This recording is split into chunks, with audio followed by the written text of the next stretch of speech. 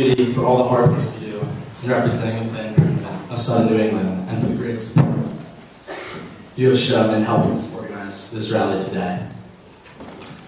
As college students, each of us here today recognizes how we have personally benefited from the hard-fought and courageous battles of Planned Parenthood to protect our rights to reproductive freedom and sexual health, not just today, but for many decades. We understand that we should never be complacent and never take those rights for granted. As we prepare to leave for college, we will continue to take up the fight to protect those rights. Now it is my great honor to present our next speaker. He's a public servant who, working in Connecticut, has been a steadfast champion for women's reproductive rights for many, many years. More recently, as a newly elected U.S. Senator, he has moved to Washington and has courageously taken up the lead in defending those same rights against the attacks of those politicians who want to take those fundamental constitutional rights away from women. As just one sign of our gratitude for his leadership on this most important issue, I had in my hand dozens of personal thank you notes from many people in the audience and people from all across Connecticut who are supporting Planned Parenthood and women's rights. Please join me now in welcoming a tireless and courageous fighter for women's reproductive freedom, Senator Richard Blumenthal.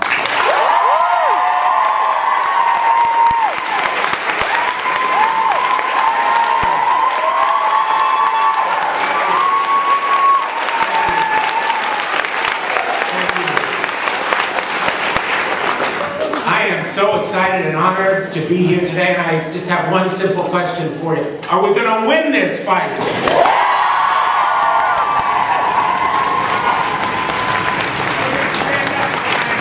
ahead and make sure that this Republican amendment is defeated. And let's hear it for Wesleyan for standing up for women's health.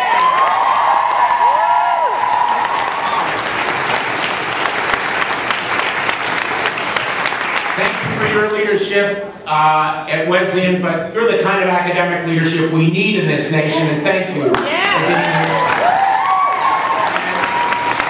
I just want to say how really honored I am to be here with Judy, Tabar, and Cecile Richards.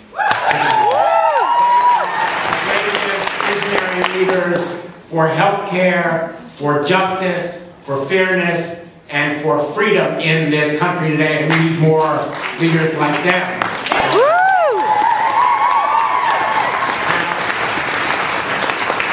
You know, I'm here as a public official, but I'm also here as a man. I'm here as a father, as a husband, as a parent of 3 sons who are proud supporters of Planned Parenthood.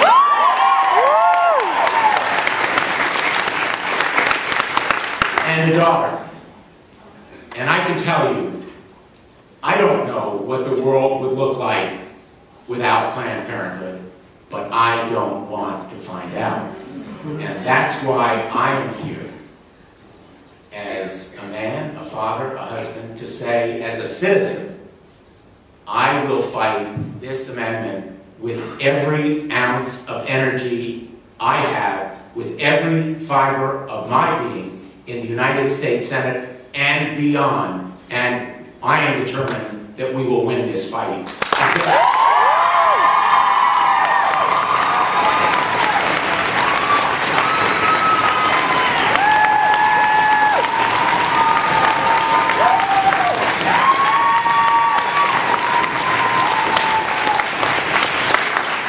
You know, when you think about it, really when you think about it, what we have is just kind of a classic case of bait and switch. The Republicans campaigned and promised and won some seats in the House of Representatives on a supposed mandate for creating jobs. Do these amendments create jobs? No. Absolutely not. They campaigned on the promise that they would cut the deficit and reduce the debt. Do these amendments cut the deficit or reduce the debt? No. No way. In fact, they cost us jobs. They create more health care expenses. For every dollar spent on Planned Parenthood, $4 are saved. But more important than the numbers, more important than the statistics, more important than all the words, all the rhetoric, all the legislative provisions, are the real-life consequences of these amendments. 63,000 real-life consequences, real stories, real people, whose lives will be lessened, whose futures could be destroyed as a result of this downright demagoguery. That's all it is, just demagoguery. Reviving the culture wars, ideological battles that get us nothing, divide the country, create divisiveness, fail to bring us together as the American people want us to do. This is not about parties. This is about the future of America. So I want to thank every one of you for being here today. I know that you feel deeply, as I do, about winning this fight. But I want to tell you that I am proud to share this place, this moment in history with you. You are showing America what it means to stand up for American values in the 21st century. Thank you for doing that.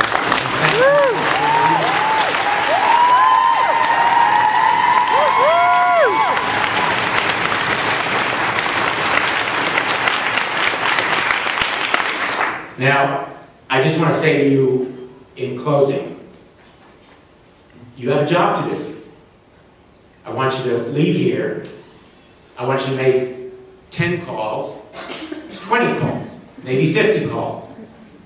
Not in the state of Connecticut. Make those calls to people who live outside the state of Connecticut to tell their senators, tell them they have zero tolerance for any senator who fails to fight these amendments, because there is no room for neutrality in this fight. Tell your friends to make those calls to their senators and their congressmen to tell them, we want you to stand up for Planned Parenthood. We want to win this fight. We have to win this fight. And I am proud to tell you that with your help and support, making those calls, talking to your friends, we will win this fight for Planned Parenthood and women's health. It is about women's health, but it's about all of our values and all of our future. Thank you for being here today.